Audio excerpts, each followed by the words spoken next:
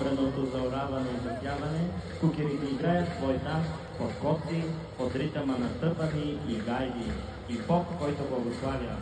През 2017 година печелят награда от кукерските игри в град Стара Загора.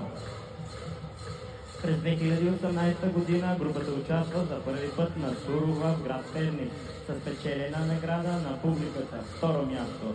Печелена награда от Кукерландия 2018 година за поддържане на традициите.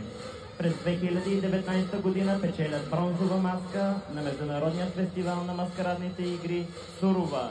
Участвал е в Кукерландия град Ямбол, Варненски карнавал, село Калипетрово, област Силистра. В продължение на 17 десетилета групата представи своите традиции и обичай на Червения площад Москва. Кукерийските игри в село Едемир се изпълняват в деня на сирни заговези. Вечерта всички се събират на Мегдана, край пактакника Чешма, палят огън и се хващат за кръшно поро. Аплодисменти, дами и господа, аплодисменти за кукерска група село Едемир, община Силистра.